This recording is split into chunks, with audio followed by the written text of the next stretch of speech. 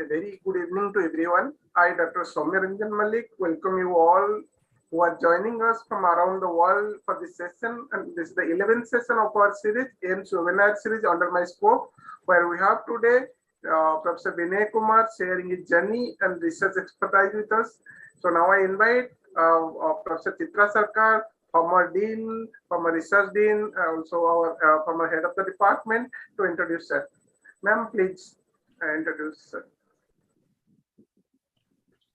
Good evening. Welcome to all the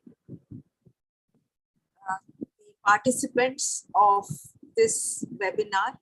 It is my proud privilege and honor to introduce Professor Vinay Kumar today evening.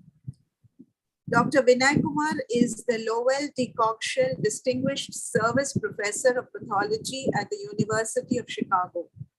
He did his MBBS from Amritsar and MD Pathology from AIIMS, New Delhi. And after completing his MD in 1972, he was offered a faculty position in pathology at the Boston University School of Medicine by none other than Dr. Stanley Robbins. He moved to the University of Texas Southwestern Medical School at Dallas in 1982 and was promoted to full professor with tenure in 1983. He was appointed the Charles D. Ashworth Professor of Pathology in 1984 and subsequently the Verney A. Stembridge Distinguished Professor of Pathology in 1994. From 1997 to 2000, he also served as the Associate Dean for Medical Education. During his tenure, he initiated major curricular reforms. In March of 2000, he moved to the University of Chicago as chairman of the Department of Pathology, a position which he held until December 2016. Everyone in pathology knows Dr. Vinay Kumar, who has made seminal contributions in two areas of medicine, basic research and education. In 1974, his research led to the identification of the natural killer cells, a novel subset of lymphocytes that you all know act as the first line of defense against viral infections and tumors. Some of his research has gone from bench to bedside and led to development of novel protocols for treatment of cancers, especially leukemias. He's also deeply interested in education of both medical and graduate students, having served as the pathology course director at both the Boston University as well as the UT Southwestern at Dallas and associate dean for medical education.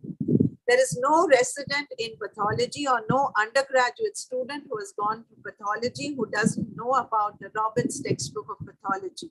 So along with the late Dr. Stanley Robbins and Dr. Ramsey Kotran, Dr. Kumar has co-authored Robbins' pathological basis of disease and Robin and Kumar basic pathology for the past 42 years.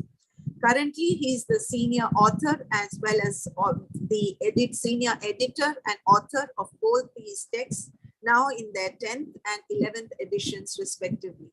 Together, as you all must be knowing, they are the most widely used pathology textbooks in the world and have been translated into over 13 foreign languages, most recently into Arabic and Russian. In 2020, he facilitated the publication of the South Asia edition of Robbins and Kotran with the pathological basis of disease. This is the first time that any regional edition of Robbins has been published. In 2020, he and his colleagues published a new book called Robbins Essential Pathology, an interactive online digital text designed for integrated competency-based education. Dr. Kumar has numerous awards for teaching and research. Some of the very prestigious ones include the Cancer Research Scholar Award from the American Cancer Society and Honorary Fellowship of the Royal College of Pathologists in London. He was also elected as a fellow of the American Association for Advancement of Sciences for pioneering studies on the discovery of the NK cells.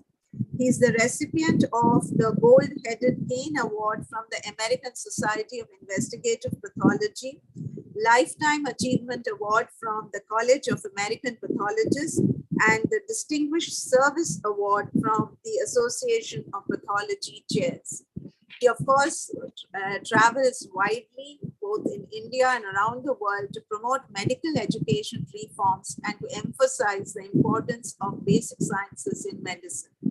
We extend a very warm welcome to Professor Vinay Kumar today evening to deliver his lecture in our first webinar of 2022 under the scope.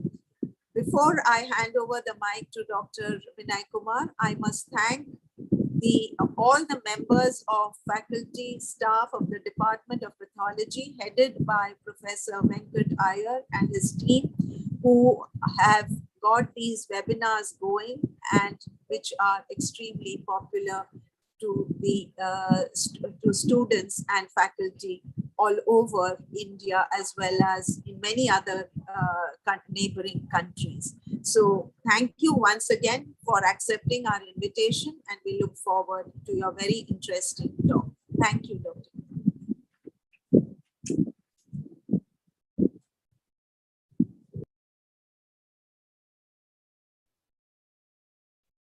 Hello, everybody. It is a very, very special occasion and a very special honor to come and speak to the place where one cut one's teeth. In my introduction, there is a very important line that was not stated, and I will do that. That all my training has been in India. My MBBS, my MD, and after that, I have been to the US, but I have received no additional training there.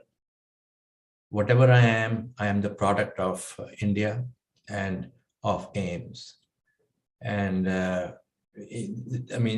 AIIMS had a very powerful influence on me. It's very hard to describe in words how much Dr. Ramalingaswamy and Dr. M.G. Dev, who were my mentors in research, how much influence they have had and how much lasting influence they have had. And they always remain my role models as physician scientists and also basic researchers. And those of you who know Dr. M.G. Dev, one of the things about him is this, that nothing is impossible. Dr. Dev will do anything and everything. He'll never pull himself back from something which he thinks is too difficult to do. And that's in addition to the research methodology, that's a very important lesson that I learned from him, and it served me very, very well after that. So again, thank you, Dr. Venkat, Dr. Sarkar, and all of you who are here. It's late in the evening in New Delhi, and I appreciate my being asked to give this lecture, and I hope that you'll find my story interesting. So can I go to my screen now? Yes, sir. You can share your screen. Okay, so can everyone see the screen now? Is it okay? Yes, sir. It's full screen now. We'll live telecast now. So just wait for a while. Okay. Give me a signal, okay? Yes, to sir. start off. No, you can start. That's fine. I can start. Okay. So as the title indicates, from mice to men and bench to bedside, a story of connectivity. What I'm going to tell you is really a story. Okay. There is no discovery in this that you do not already know about because it has gone to textbooks. Okay. And it is become part of the practice of medicine. But what I hope to show you is this, that basic research is not useless. Sometimes people say or think, working on flies, working on zebrafish, working on this and that and so on. How is it connected to human disease? And in fact, I faced that in India when I would come and give talks, and they'll say, अरे यहाँ पर तो malaria का भी इलाज नहीं हो रहा है, आप ऐसी NK cells की बात कर रहे हो. So I've always said that you may unexpectedly find that malaria research has led to the I mean, the basic research in immunology has led to a vaccine for malaria or something for tuberculosis. So I think that, and I want to show you this through this talk. My main goal is to show you this particular talk, and also sort of for the younger people in the audience to see how hypotheses are made, how they are tested, and how you reject one hypothesis because the data doesn't support it, go to the next hypothesis, and just keep going. Go where the science is going. Okay. And one thing I tell younger people is, if you want to be in science, you have to enjoy it. If there is no joy in your scientific work, don't do it, because it is too difficult to do if you are not really enjoying it. And I've tremendously enjoyed all the research that I have done, whether it was for a purpose or it was not for a purpose. Okay. All right. So as I said, I dedicate this lecture to Dr. Ramalinga and Dr. Dev, who were giants. I mean, absolute giants, and they could have been in any position in the US, but they chose to stay in India. And for that, I bow my hands. And when I meet Dr. Dev, even now, I go touch his feet, and he is embarrassed, and he says, "Arre, kya kar rahe ho, kya kar rahe ho?" मैंने कहा, नहीं साहब, आप तो गुरु हैं, हमेशा गुरु रहेंगे. Okay. So with that introduction, let's just see. Okay. So why this lecture? I want to illustrate to you how investigations of basic cellular and molecular biology of natural killer cells in mice on this particular receptor led to the discovery of the molecular basis of a fatal human disease, led to the development of a diagnostic test for the disorder, and it also provided a new way of thinking about the pathogenesis of hemophilocytic syndromes. So that's the purpose of the lecture. So as was pointed out by Dr. Chitra Sarkar, I left AIIMS in 1972, within like 2-3 months of finishing my MD. Okay, and I went to Boston, and I went to Boston University School of Medicine. And there I met a very, very gifted and talented senior person, Michael Bennett, who became my mentor, and eventually we became friends and colleagues and worked together for almost 30 years. Okay. And this work, this title from a paper in JXMed is Genetic Resistance to Friend Virus in the Mice. So the problem was there are certain strains. We were studying genetics of cancer. Okay. And the model we chose was a mouse strain, which was absolutely resistant to a certain form of leukemia induced by mouse leukemia viruses. And then there are other mice which were very susceptible. So the question was, what is the genetic basis of resistance and therefore of susceptibility? Now, prior to what our work, other people had immunosuppressed the mice as any possible ways by removing their thymus, giving them corticosteroids to shut the B cells, giving them treatments which are poisonous for macrophages, and the mice were still resistant. And the idea that we came up with was that there is actually yet another cell which has not been eliminated by any treatment that has been mentioned, and that strictly requires the bone marrow for its maturation. So for T cells, you can do thymectomy, right? Okay. But you can't do bone marrow ectomy of an animal. So we came up with this clever idea to take radioactive strontium and inject them into the mice. And strontium is exchanged for calcium, and it goes in the bones very quickly, which is why it's so dangerous to have strontium around. Okay, it's a byproduct of uranium enrichment. And so this goes to the bones, and it's a very soft beta emitter and radiates to bone marrow cavity only about 1 millimeter or 2 millimeter distance. What it does is this: it destroys everything in the bone marrow. In mice, spleen is a hematopoietic organ, so the mice don't die. Okay, the spleen takes over, and their T cell, B cells, everything is normal. But these mice became susceptible to this leukemia. Okay, so it was such a profound finding. I reached there in 1972, and by May 1 of 74, which was less than 2 years, this paper was submitted, and rapidly accepted.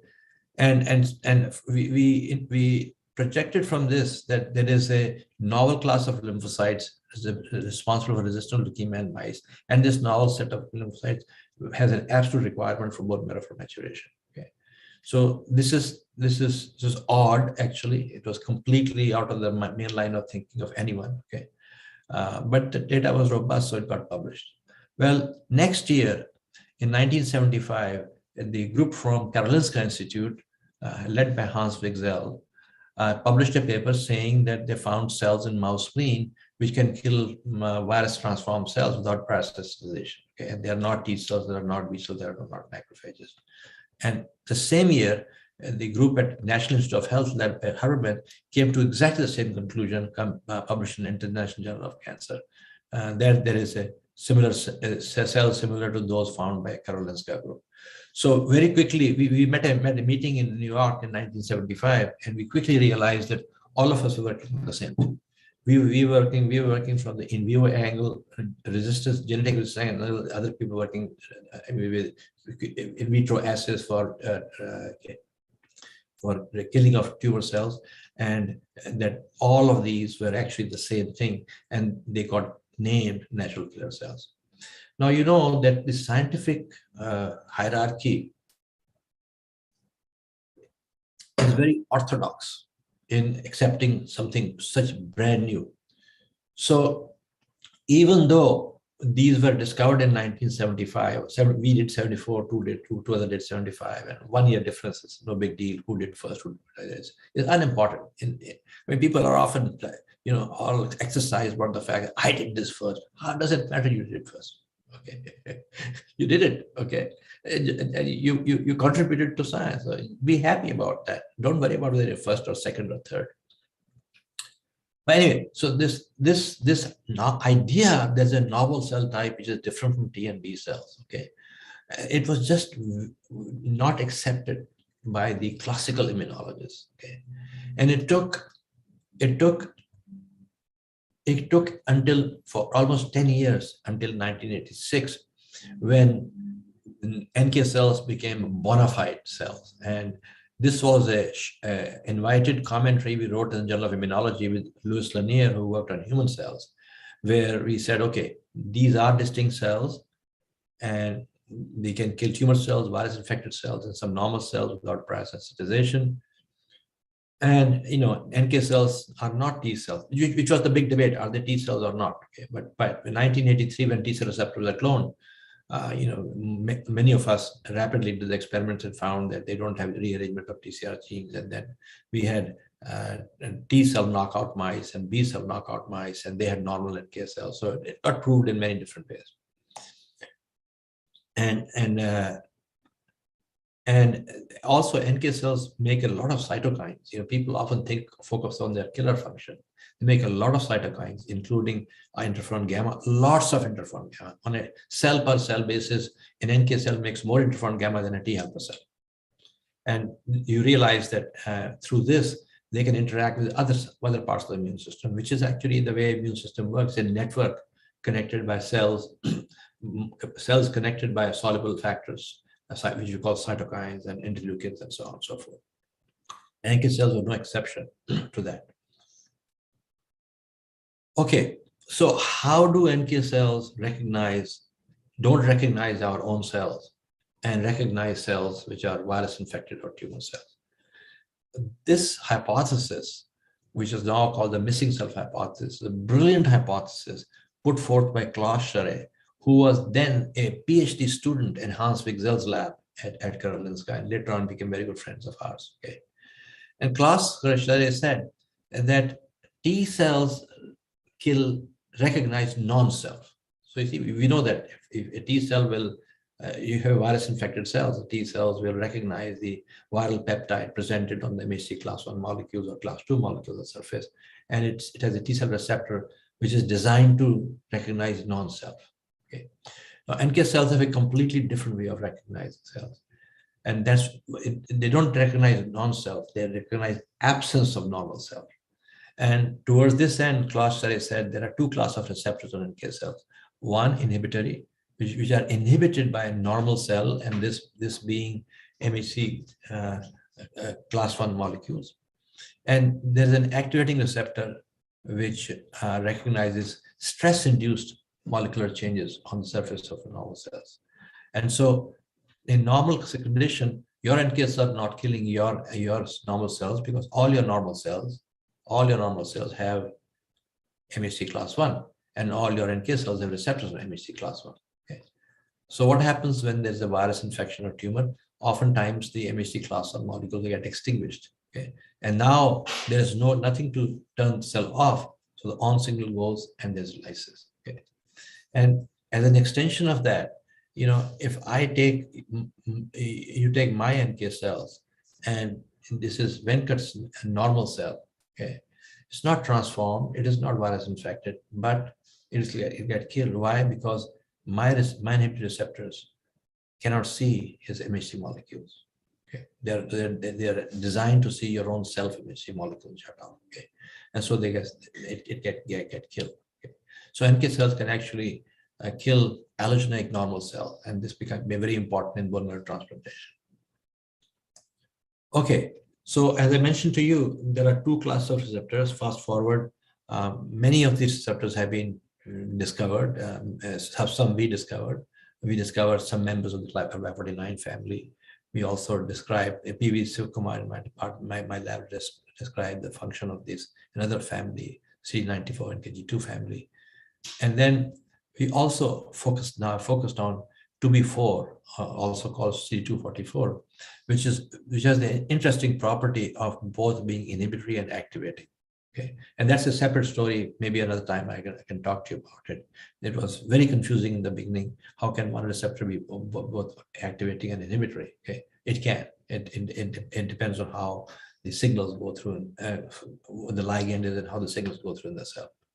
So this is something that I talked to you about now. Okay, and we spent the last almost 15-20 years working on this particular molecule. So how did we discover 2B4? Okay, a receptor on NK cells in mice. It's also in humans, by the way. So we said it's a cell surface receptor. So let's purify mouse NK cells by flow cytometry. And it's not a trivial job. There are only 0.9% NK cells in mouse spleen. So to get 10,000 highly purified NK cells using a molecular marker called NK1.1, it took almost like 6 hours of sorting, and you got about 10,000 cells. Okay, but it was very important for us to get cells absolutely pure. So very dedicated graduate students would go to the cell sorter and reserve time from 10 p.m. to 2 a.m. and sort the cells. Okay, and this is the first pictures. John Hackett, my PhD student at that time, and now very serious senior scientist at Abbott, found these cells. These are small lymphocytes. These are large tumor cells, and there are granules inside these cells, as you can see. So our first step was to purify NK cells, okay, and study their function. And then the idea was that, okay, now we have NK cells now, and if you immunize with these as the antigen with this whole cell, then in a suitable host, then it is possible, it's likely that some of the antibodies formed will be against one of these two receptors. Okay, and we had, of course, ways of screening, so that we don't follow monoclonal antibodies made against adhesion molecules, for example, and so the adhesion molecule. Okay, so we had a system to avoid studying those, and so we made John Hackett made almost 24 monoclonal antibodies which are specific for NK cells, and we still actually haven't completely worked out on all of them because working up each takes several years. So we purified NK cells with cell sorting, okay, and we made monoclonal antibodies. But then how do we know we have made an antibody against receptor? Okay, now I think you will see very quickly. We said, okay, if this antibody, when placed along with NK cells, changes its function, either activates or inhibits, okay, then we could presume that is against one of the receptors. Okay, so that was our screen basically. So what happened? Okay, so we will I'll come back to this question again. But this is something I want you to see very carefully. What I've done is I have made the wiring of a killer lymphocyte. It doesn't matter NK cell or CTLs or whatever it is. All cytotoxic cells are wired like this. They have a receptor which has the external domain. Yeah. And then they have where is my mouse? And then they have a intracytoplasmic portion where often they have tyrosine residues. If you cross-link the receptor, the phosphorylation occurs, and then depending on the cell, some adapter molecules are recruited, for example, fin-tyrosine kinase, and that sends activation signals with multiple steps, using RAF, MAC, etc., that pathway, and the signal goes to the ammunition of the cell. So let's just see how it happens. So here's an antigen. Okay, it cross-links the receptor. Signaling complex, receptor adapter molecules get activated. Biochemical activation signals start. And they go to the effector molecules, which is the ammunition. And in this case, it's perforin. Okay, there's a granzyme and perforin. These are two major contents of the granules which are found in cytotoxic lymphocytes. Okay, so this is the wiring of a killer lymphocyte. Okay, keep this in mind. Okay, we'll use this picture again and again. So how did we know that we had made an antibody against the activating molecules? Okay, well, you non-immunologists and everybody basically knows that if you take antibodies against a receptor, they often mimic its action. So if you have antibodies to TSH receptor, you get a picture of like Graves' disease. Okay.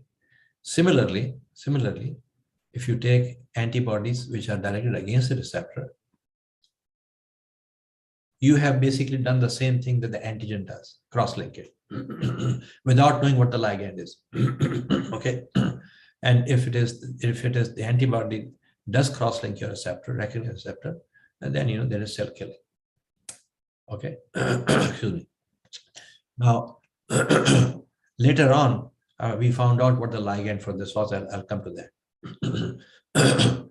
So this is how we concluded that our antibodies are against an activating receptor, because it activated killing. It improved the ability of these cells to kill tumor cells. So the 2B4 monoclonal antibody activated NK cell killing, and we published this in 1993. Beth Gardner Wagner was a PhD student and now works in industry. Okay.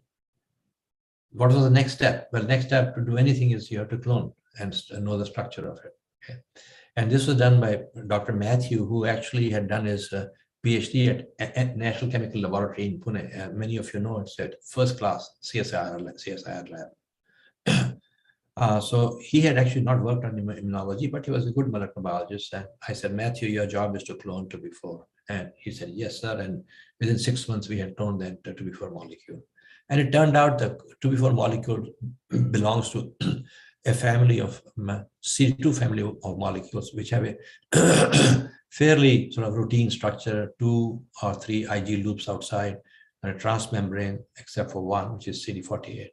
And 4 of these members of the CD42 family had this motif we call immunotyrosine switch motif, because the word switch motif is used because it can switch from recruiting kinases or phosphatases. Okay, can do both of them.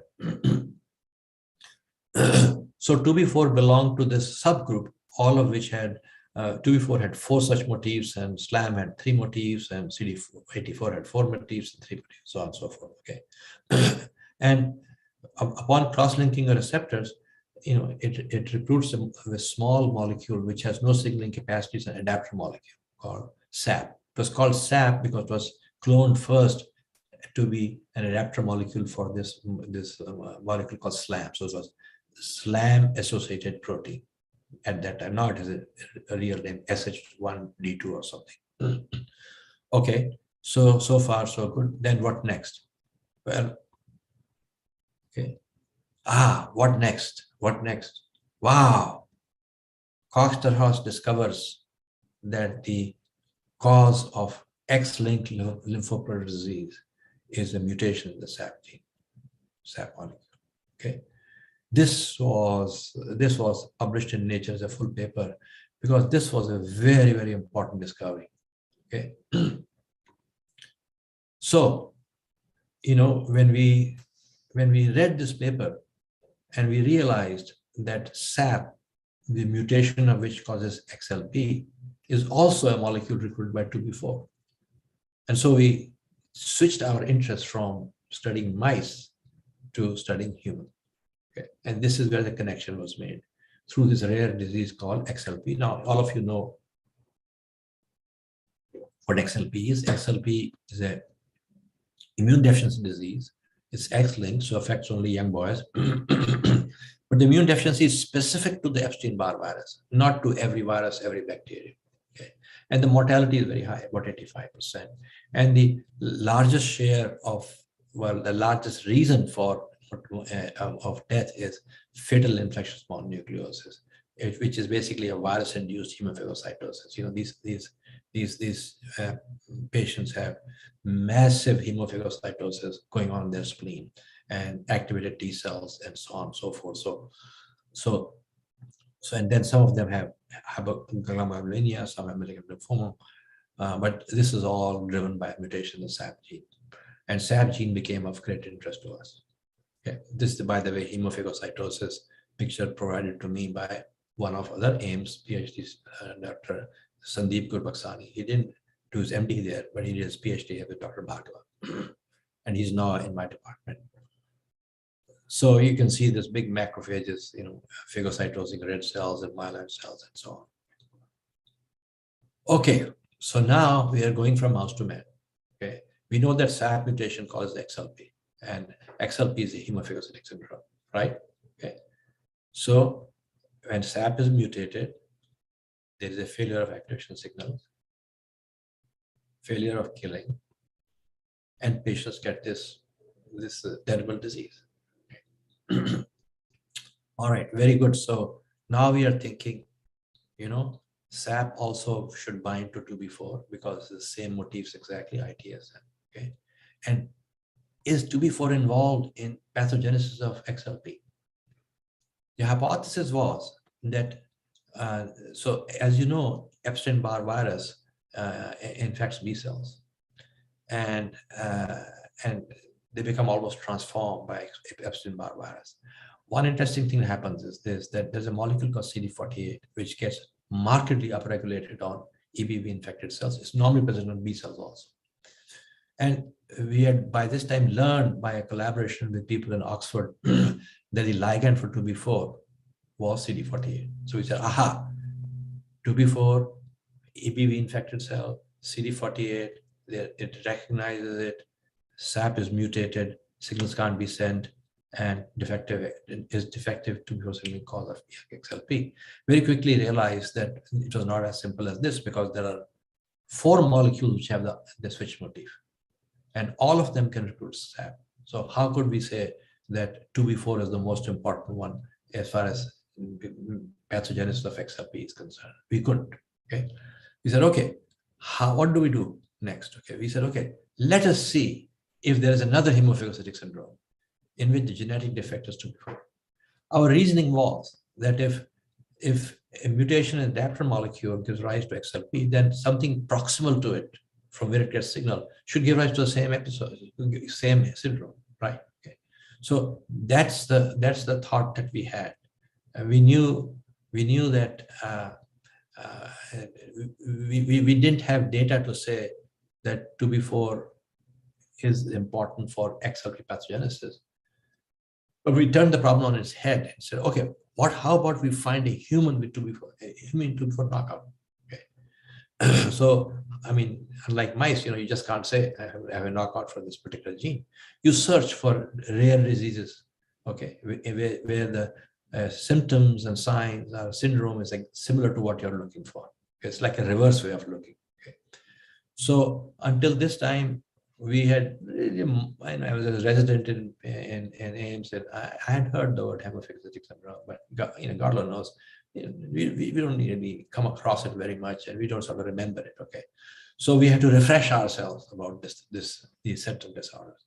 And of course, all of you know now there are inherited forms and there are acquired forms. Acquired forms are far more common than inherited forms. Association with malignancy, Hodgkin's disease, transplant recipients, and autoimmune diseases. Okay, and XLP, I already told you. There's Chiari-Kakashi syndrome and Griscelli syndrome, and then there was this disease called familial hemophilocytic lymphocytosis, FHL. Okay, which sort of it was a hemophilocytic syndrome in which the genetic defect was not known. Okay, we said, well, let's just follow this thing. Believe me, we read about this thing for the very first time when we got interested, and there's no reason for me to think about FHL. Okay, so FHL is a prototypic inherited hemophilocytic syndrome. Okay, good. Okay, it's autosomal recessive. It affects previously healthy infants. It's very rare, 1 in 50,000 live births. Okay, and it's fatal without treatment, and bone marrow transplant is the only cure. Okay, then clinically they get fever, they get hepatosplenomegaly. Well, the hepatosplenomegaly is because hyperactivated macrophages, massive proliferation activation of T cells, and hemophilocytosis, and cytokine storm from these cells. And the patient, of course, have pancytopenia because of hemophilocytosis. It keeps on occurring. And then we searched the literature on FHL. So there's very little literature because it's a rare disease. Only some people who were dedicated to these studying immune deficiencies had collected families. Okay? And one group was in Sweden, and one group was in Paris. So they had published papers that in FHL, there is defective T cell immune regulation, defective T cell and absent NK cell function, and it's autosomal, of course. But when you read papers in which somebody describes immune defects in the full-fledged disease, you don't know if it is the cause of the disease or the effect of the disease. Okay, I mean, there are so many cases where people say, oh, and autoimmune diseases like SLE, NK cells are involved, but you study the NK cells after the person has a full-blown SLE, not from the very beginning. So the cause and effect can't be inferred from knowing what the full-fledged disease phenotype is. But we said, okay, so Steph was my PhD student.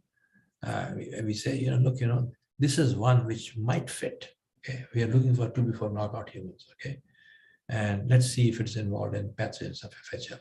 Okay, so our hypothesis is this: 2b4 is involved in the causation pathogens of this rare disorder. Okay, I gave you the logic and the rationale before because it binds to SAP. As luck would have it, right around that time, the group in Paris, led by Len Fisher and Genevieve de Saint-Basile, published a linkage analysis of several families which had FHL, okay, and pedigree analysis. Okay, and nowadays, of course, you do next-gen sequencing, but at that time, classical Mendelian pedigree analysis was the powerful tool. Okay. So they said, okay, the 2/3 of patients with FHL, their disease can be linked to chromosome 10q2122. And there was heterogeneity because there was 1/3 where the linkage was to chromosome 9. And then there was a very small third, which mostly in Pakistan, Afghanistan, where they didn't have enough families or patients to map the gene. Okay, so we are thinking about FHL, and suddenly this paper appears about the mapping of the gene. Okay, Susan read the paper before I read, actually. She said, oh, boss, hypothesis incorrect. Our hypothesis incorrect. I said, why? Remember, our hypothesis was that FHL patients will have a knockout of 2b4. It's incorrect. It's incorrect because FHL has been mapped to 10q22, and we had previously mapped 2b4 to 1q23. So it is not possible that the 2b4 is involved in the pathogens of FHL. They're just on two separate chromosomes. Okay. Now this is where we might have given up and said, okay, oh, nahi bana kaam. Okay, let's keep looking further. But then we actually stopped. And this is something very important, curiosity. Always, if you be curious all the time, okay, and you'll find things that you didn't expect. And we said to ourselves, what else maps to 10q22? Guess what? Perforin maps to 10q22.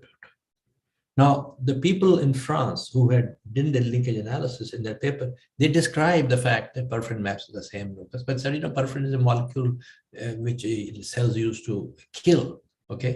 But FHL is massive proliferation, not killing. So it can't be. It can't be. And we said, yes, it can be, and it will be. Okay, why?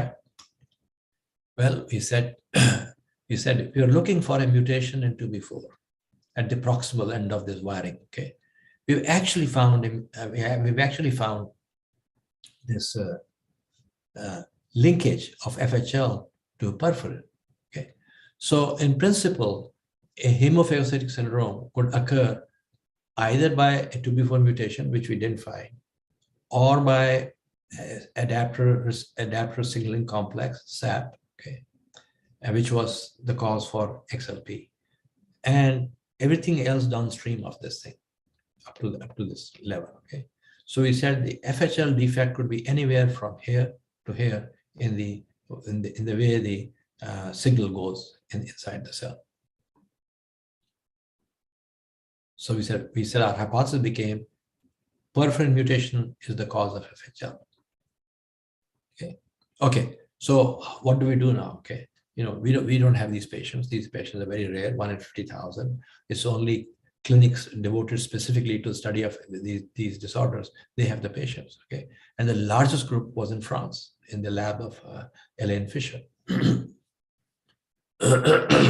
So we made this hypothesis, and I picked up the phone and called Genevieve de Saint-Basile, okay, in Paris, in Pasteur Institute. And I said, Susan, I told her, I said, look, we know what the cause of FHL is. Okay, send us coded genomic DNA from 4 patients and 4 controls. And in 2 weeks, we will tell you who are the patients, who are the controls. She said, well, what are you going to look for? I said, well, let us do let us test the hypothesis. Okay, we won't know what you're sending us. We will, send us 8, and we'll tell you if our hypothesis is correct. We'll tell you which 4 have mutations in the perforin gene. No, have the mutation. We didn't have a perforin at that time. Okay. So she said, fine. DNA is very stable, so it's very easy to transport. So within 2-3 days, FedEx envelope comes and 8 vials of DNA come in that. Okay. And we immediately are ready to sequence them because we were waiting for it. As soon as the sample came, we sequenced them. And what did we find? We found that 4 patients had either a frame shift or stop codon in their perforin gene. Okay, and so we sent back the information. Said sample number 1578 is patients and rest are controls. Is absolutely correct. Then, of course, we told them we were looking for perforin, okay, because the mapping studies they had done. Okay. Then subsequently, they sent us more patients. When I say more patients, these are all DNA of this patient. This patient died a long time ago. So, I think 1, 2, 3, 4, 5, 6, 7, 8, but they had their samples from 10 patients, and each one of them had a mutation, which would be essentially a perforin knockout type of mutation. Okay. Well, we found sort of genetic evidence. Well, since the function of these killer lymphocytes is to kill, can they kill?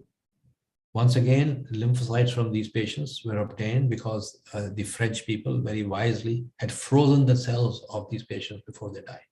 Okay, they thawed them, put them in interleukin-2, and shipped them to us. And we measured their killing activity, and you can see. And this is the killing measured by release of chromium. This is the killing by control cell lymphocytes. And these are 4 patients, P25, 21, 11, and 5, either very reduced killing or virtually no killing. So there was a genetic lesion and there was a functional effect.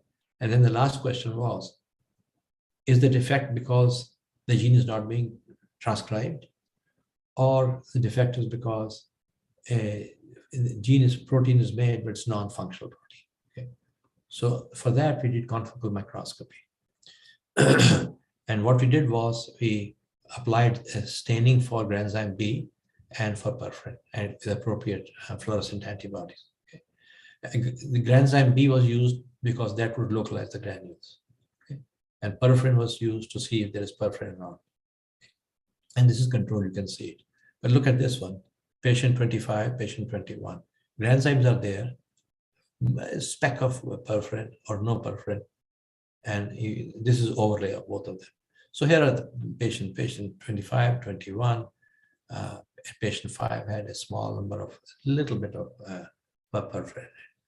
So by using 3 independent techniques, sequencing, functional killing assay, and visualization of the protein by confocal microscopy, we knew that these patients had a defect in perforin.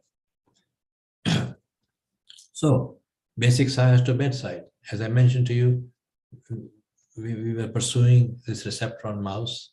Okay. By the way, there's a human homolog also. It's function very much the same way. Okay. We started from here. We ran into the SAP mutation and XLP.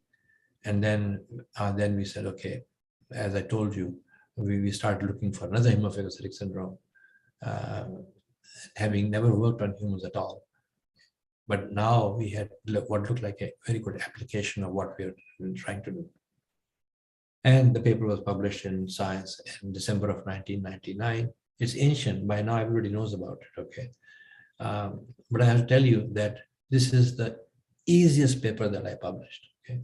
I know we started the sequencing on May 29th, and this paper was published on the 9th December issue of Science. And we finished all the sequencing, and it took us about 2 months to do it, and 1.5 months to do it. Okay, and the fastest paper I've ever published. Okay, and we sent it to Science, and Science accepted it. But 2 weeks later, it was published. Okay, so what was the impact of this basic science to bedside, on human disease? So soon after that, when this was discovered, the diagnosis of FHL became based on molecular testing for perforin. Nowadays people don't sequence, and I'm sure you also know, it can be done by flow. If you suspect a patient, you can label the perforin with appropriate fluorescence anti-perforin antibodies and do flow cytometry and find out quantitatively how much perforin there is. But this is the assay for diagnosis of FHL. But equally importantly, we predicted that other cases of FHL and similar HLH syndromes are all going to be caused by molecular lesions that impair cytolytic machinery and lymphocytes. You remember the wiring diagram? We said all syndromes like this will have a defect somewhere in this wiring diagram. And interestingly, perforin, we realized, mediates cytolytic effector function as well as regulation of the immune homeostasis, because these FHL patients are dying because of absence of immune homeostasis. They have a trivial viral infection and they have massive proliferation of CD8 T cells and macrophages, tons of cytokine storm, hemophilocytosis, and that's how they die. Which to us meant that there's an aspect of perforin function which is involved in controlling the immune response. In the absence of it, the immune response is uncontrolled and you get these hemophilocytic syndromes. Well, we made that prediction in the year 2000, and today we are sitting here in 2022, I guess, yes, 2022. What has happened? Well, FHL has several subgroups. We found the mutations in perforin gene. FHL3 mutations that regulate granule maturation. FHL4 has cytotoxic gene that controls exocytosis, maturation of granules. In this, no protein. In this, maturation of cytotoxic granules. In this, control of exocytosis. And in this, release of cytotoxic granules. Okay. So, and the fifth subset, so it's called FHL1. The defect has not yet been found, and I'm almost certain, patients are so rare, almost certain when enough patients are available, some other defect we found. Now, see, this is it also had a very important basic science implications. These steps these three steps were unknown before. And these are all required for a cytotoxic T cell to kill, but these steps were unknown. Okay, so we also, by a discovery of this rare syndrome, learn more. So it is basic to benchside, and then from benchside to basic. So this is the reverse from bedside. Basic science comes out in the form of these three molecules involved in cytotoxicity. So to our upper surprise, in June of 2015, we found out that the Journal of Immunology, which publishes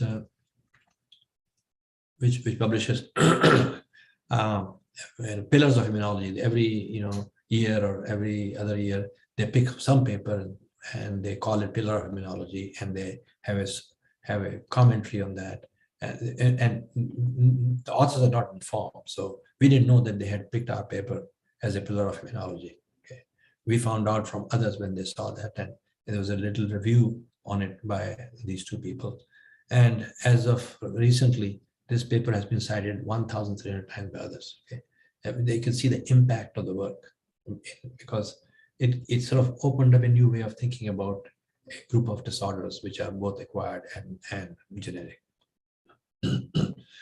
So I'm at the end of my presentation, and I've told you the names of various people. Michael Bennett was my friend, my mentor, my colleague. Unfortunately, he died a few years ago. Matthew cloned the 2p4 gene. Beth Ann did the functional studies. Megan also did the functional studies. And but the heroine of this work is Susan Stepp, a PhD student who was dogged about it. She was just passionate. We have to find. Okay. Always read the literature before I did. Okay, and told me, oh, this happened, that's happened. So just sheer joy of working with somebody like that. And then the group in Paris who gave us the DNA samples, and Terhorst who gave us the reagents to study SAP binding to 2p4. I'm done, and thank you very much.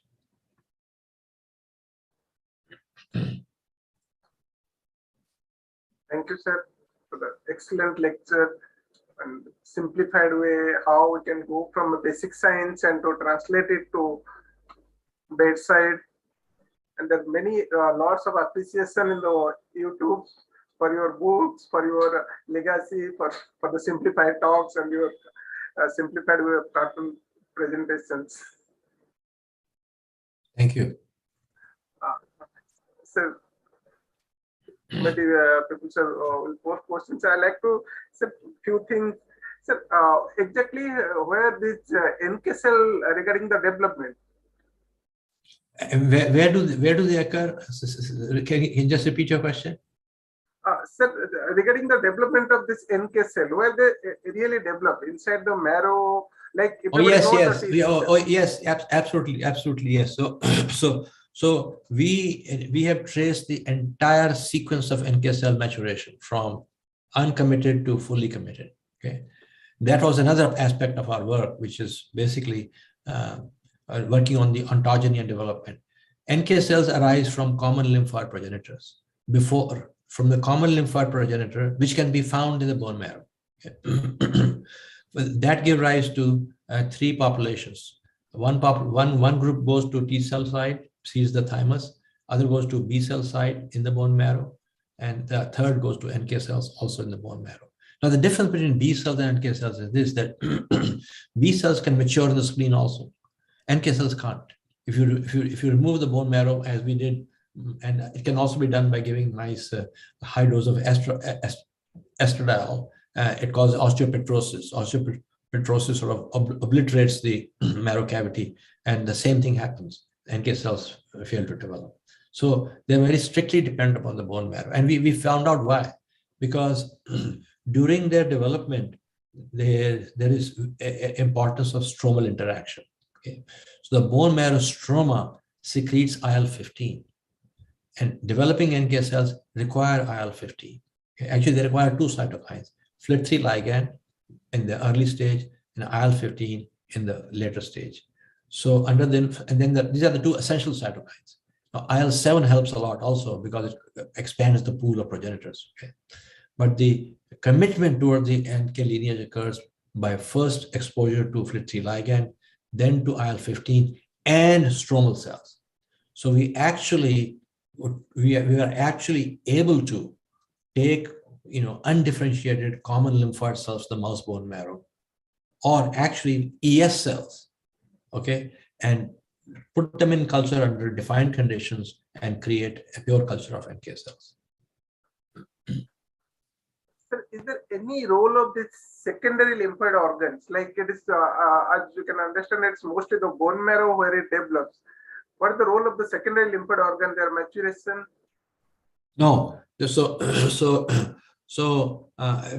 very small number of NK cells can be found.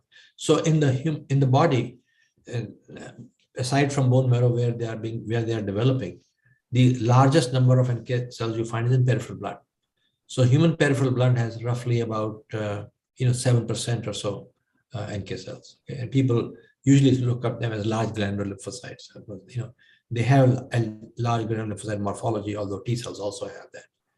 As you know, by now the well-known marker CD56, CD16, and by that you can tell them NK cell quite easily. There is very few NK cells in lymph nodes, very few in lymph nodes, and very few in human spleen. The richest source is actually where it develops in the bone marrow and peripheral blood. They don't need the thymus. Thank you, sir. Sir, regarding this FLH, like the familial lymphohistiocytosis, whether you need to, is it present in the early course of life, or it is like some cases are really fatal, like maybe early life. So is it possible that they present in later age of life, the age of presentation? Because everybody knows EBV, most of the, like in South Indian populations, they get infected very early stage. Like in seroprevalence study shows that by the age of 4 years, they get infected. So absolutely correct. So these FHL patients get infected by trivial viruses, okay, the viruses that you and I will encounter and we remove them. And they get these infections, around 1 year of age. And by 2 years of age, in the absence of bone marrow transplant, they die. They die of this massive hemophilocytosis and cytokine storm. is it possible that it will present at the latter stage, maybe escape during the early stage, or it is all the FLH manifest in the early stage of life? All in early stage of life. So does it and they die of uncontrolled immune response. Thank you. So let me go one step further. Our hypothesis, which we have partially tested, is this. So you might ask the question, why in the absence of perforin, okay, all this massive proliferation of CD8 T cells and macrophages occur, okay, after viral infection. Remember, it's after viral infection. So if you think about viral infections, okay, virus infects the body, and the virus is picked up, viral proteins are picked up by dendritic cells and macrophages, okay? And along with class 1, they present it to CD8 T cells, okay? And that's how CD8 T cell recognizes and kills them. Okay, but let me finish. So you start the immune response by sensitizing T cells, which are seeing the antigen, viral antigen, presented by dendritic cells. Okay. Now, that's how immune response initiates. The immune response also has to be stopped. Otherwise, you will get FHL. Okay. And our hypothesis is that at about some point, 5 days or a week or so later, these antigen-presenting cells are being killed by NK cells to terminate the immune response. Okay. And the absence of perforin doesn't allow the NK cells to kill the DC, which is presenting the epitope. And so it keeps going on and on and on and on. So we have done experiments, for example, in which we have purified mouse dendritic cells, okay, and asked the question, can NK cells kill them? They kill them very, very well, actually. And if they are antigen pulsed, they kill even better. So there's a target for NK cells inside the body, which is the antigen presenting cells. And the function of that interaction in which perforin is used is to control the immune response at a certain point. Other people have done this. In Australia, they have taken LCM infected mice, and they can show within 6 or 7 days the NK cells, they're not NK cells, they do know that the APCs get killed. So there's a question from Dr. Nege regarding are the defects of exocytosis in relation to FHL still related to mutation of the 10q22 locus? I'm sorry, can you repeat the question? It wasn't clear. Are the defect of exocytosis in relation to FHL still related to mutation in the loci 10q22? It's in the chat box also. The defect in exocytosis in relation to. Let me read. Okay. The first question. Oh, okay. Yeah, I saw it. I'm seeing it now. I'm seeing it now. So, are the defects of exocytosis in relation to FHL still related to the mutations in 10q22 locus? That was the question, right? Yes, sir. Yeah. In the FHLs, which is linked to 10q22 locus, okay, and the defect is not an exocytosis, but the defect is not having perforin to kill.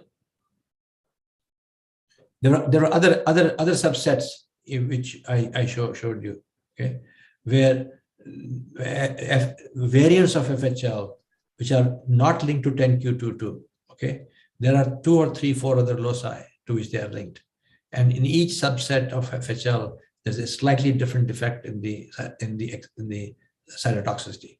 In some, like this, there's absence of perforin. In others, there is granules don't mature. In others, the granules can't go under exocytosis. Okay, as you know, that maturation and exocytosis requires very complex machinery inside the cell, and if something is missing in there, the effect will be the same.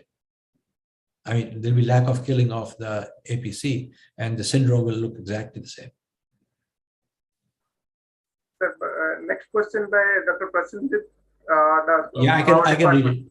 I can read it. What is the role of NK cells in granulomas in tuberculosis? Is there its function?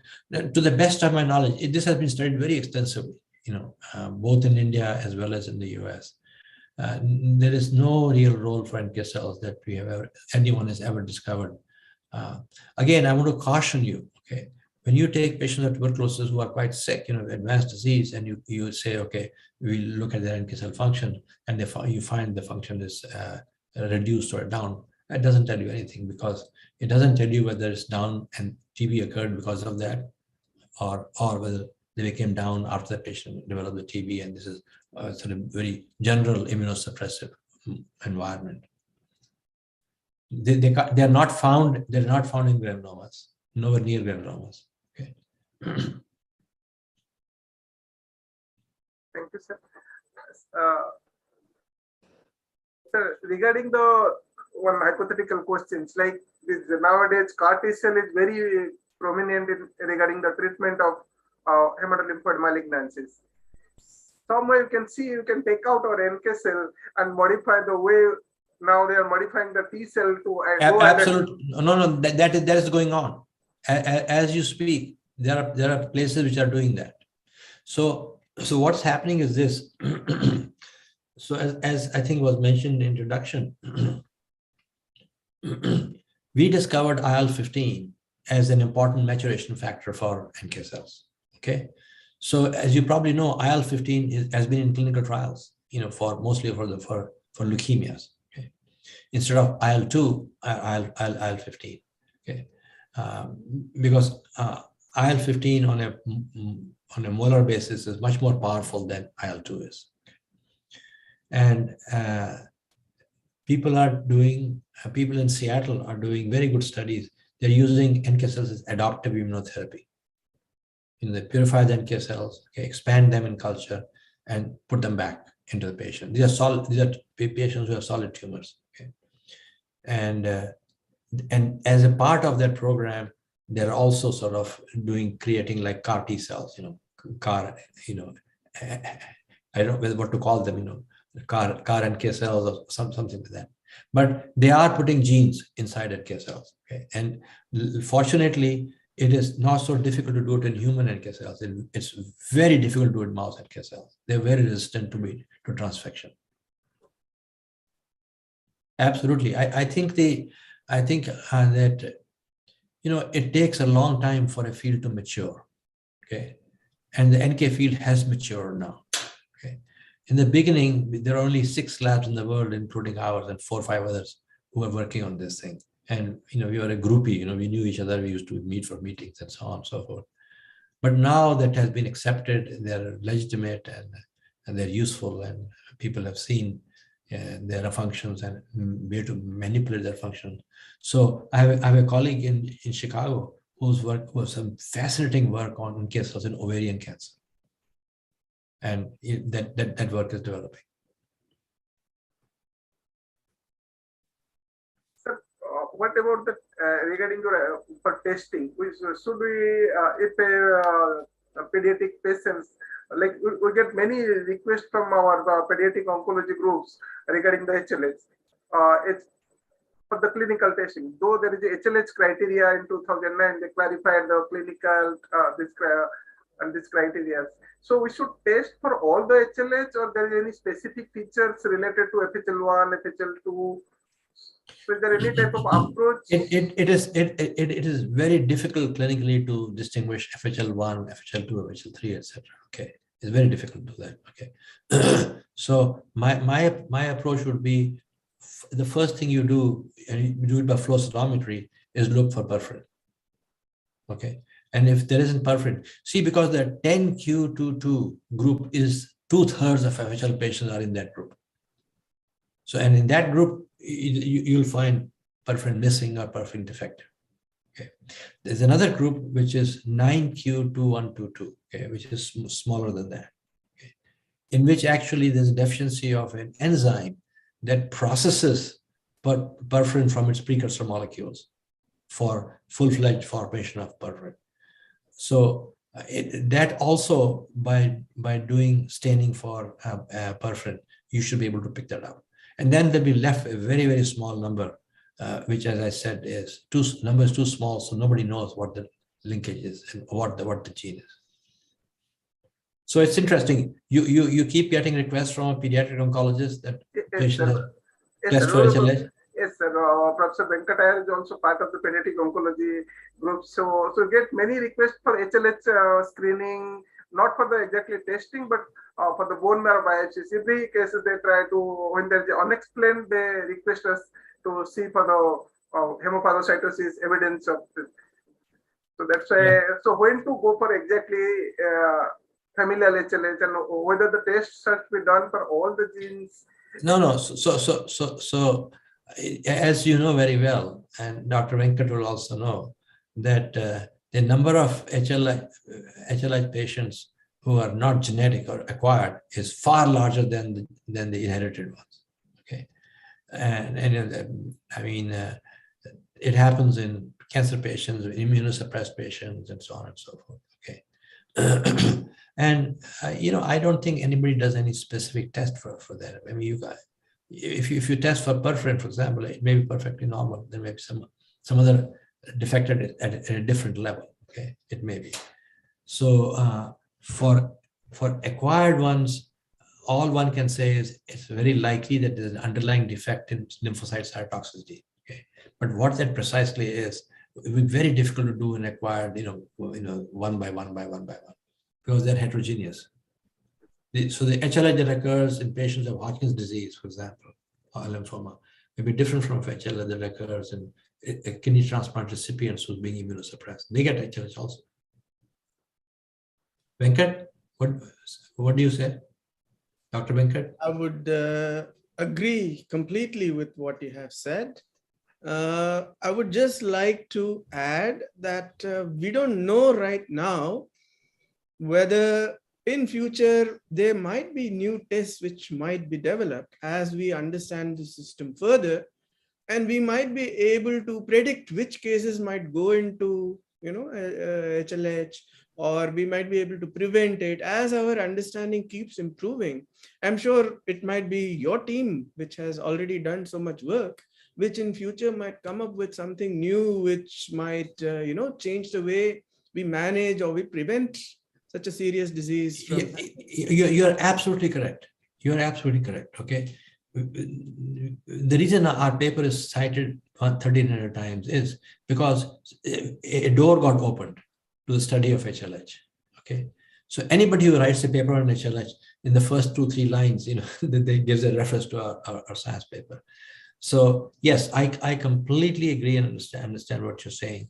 The more we learn about, I think it's an immune dysregulation. HLH is an immune dysregulation. Okay, and it's immune dysregulation, which there may be many pathways to that immune dysregulation. Okay, one may be perforin, one may be maybe it's a granzyme related, something else related to other sort of fast, for example, okay, killing mechanisms. So, so the chances are that in all of the HLH that one sees, there is somewhere a defect in cytolytic ability, not just NK cells, it could be CD8 T cells also. Okay, so yes, I think that more tests will be found,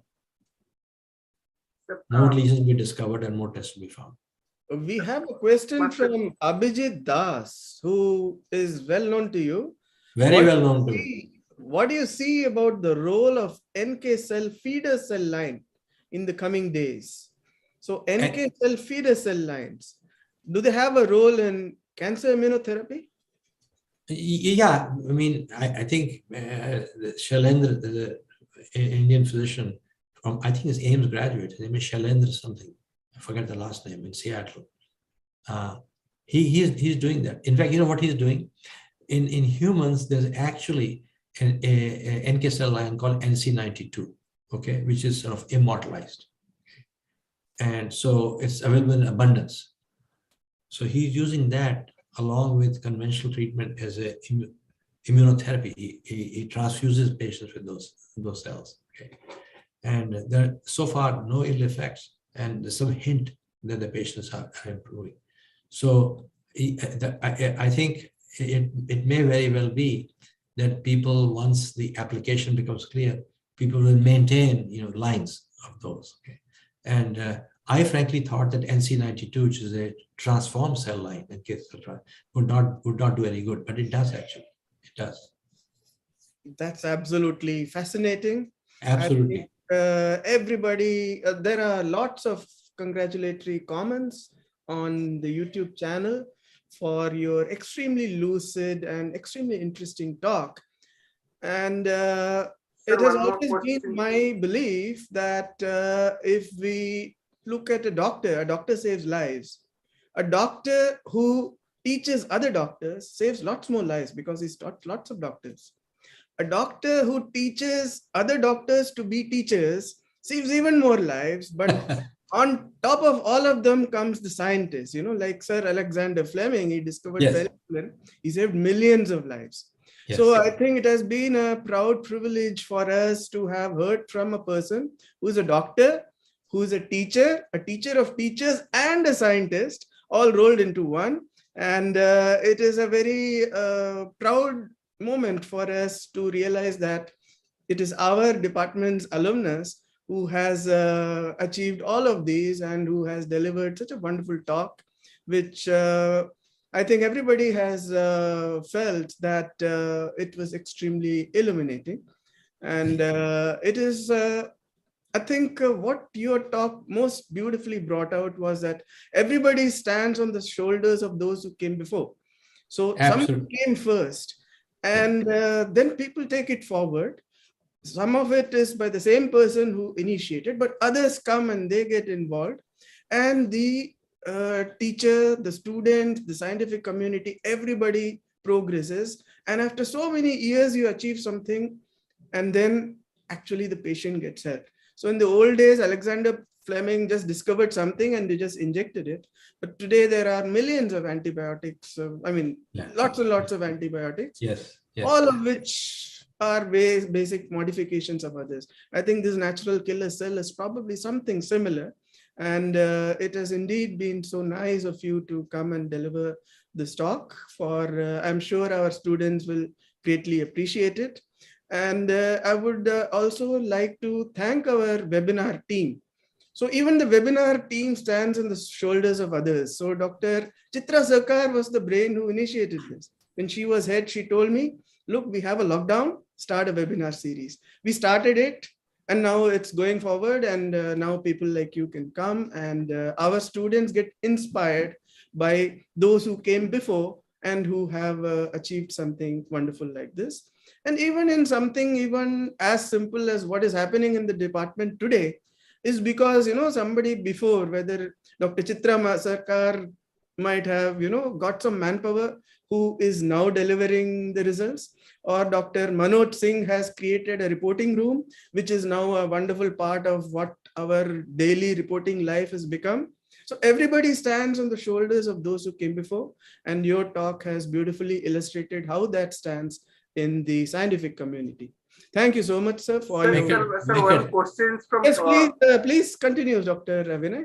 Okay, so there is something that I sometimes present at the end of my talk. Okay, and I'm not even sure if I have it. Can you give me a second? Okay.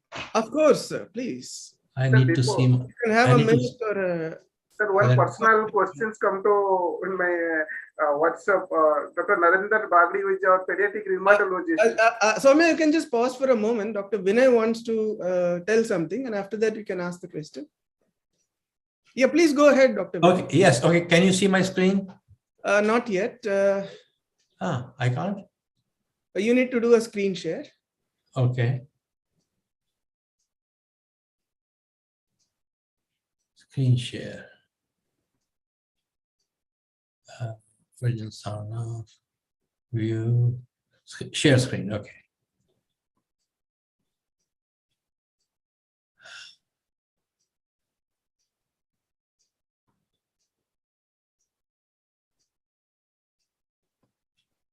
Okay, can you see it? Can you see now?